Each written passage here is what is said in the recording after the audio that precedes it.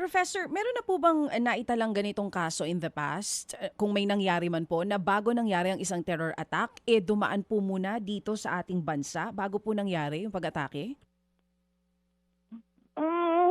Meron dong, alam yung 9/11, yung, oo. Sa Amerika po. Ang kwento kasi nagko-collide no?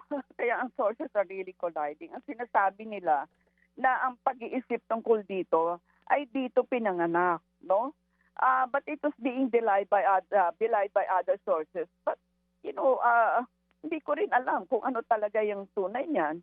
But as I said, for as long as our own relevant agencies are not vigilant in regard to this movement of people, movement of funds, no, movement of violent extremist groups, then we will continue to be confronted by this problem, no. Pero yun nga, ang dapat nga nating sana gumalaw ang ating mga intel kasi napakataas na dapat ang level ng I just keep on going back to that ng data sharing ng intel. Alam mo, galing lang kami sa ibang bansa, no? Itong research team ko last week, kitang-kita ko talaga na ang bilis-bilis mo sa immigration kasi yung facial recognition and other and other biometrics. Technology. Tuwan-tuwa talaga ako pa. No, na sabi ko, wow, ang bilis-bilis magdaan sa immigration na dati-dati parang tumudugo yung tenga mo para magdaan sa immigration. Pero no, because of what? Because of data sharing. Because of intel sharing. No? Pag nakita mo, Clarita Carlos, ito, hindi to kriminal, ito ang record dito. Amin nakaharap agad ng immigration officer yung buong buhay mo. Diba? Kumbaga, obviously, nagkaroon nga ng lapses sa iba't ibang panig po ng ahensya ng gobyerno natin na dapat tumututok dito sa pagpasok ng mga foreign nationals dito sa bansa natin. Pero dahil nangyari na po ito, malaki po ba ang posibilidad na baka tayo pa ang masisi dahil po dun sa nangyaring gun attack sa Australia? Ay, hindi naman siguro.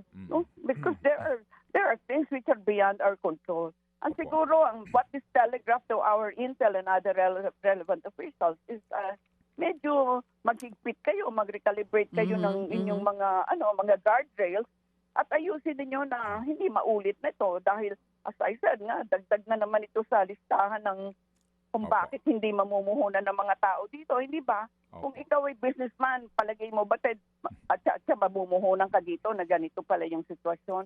And lalo na, ayan, New York Times, parang ang laki-laki, no? Sabi nyo, hinedline pala siya. And yet, kung sa atin dito sa Manila, kung hindi rin natin na-report ito sa Australia Network, ay hindi rin natin malalaman. But you know how it is. Sometimes people really make generalizations sa isang napakaliit na lugar dito, gagawing Philippines, di ba? Buong Pilipinas na yung nasabugan nung masamang reputasyon. Mga kapatid, brothers and sisters, saan ka pa? Dito na tayo sa totoo. Dito na tayo sa True FM. Mga kapatid, mag-subscribe and follow po kayo sa social media accounts ng True Network PH. Yan po kami. Hanapin nyo lang True Network PH, Facebook, Instagram, YouTube, TikTok, and podcast. Mapa Apple or Spotify man yan, mahahanap nyo kami. Lahat ng mga napapanood at napapakinggan nyo po sa programa, nasa social media accounts namin yan. So, paano mga kapatid? See you sa social media!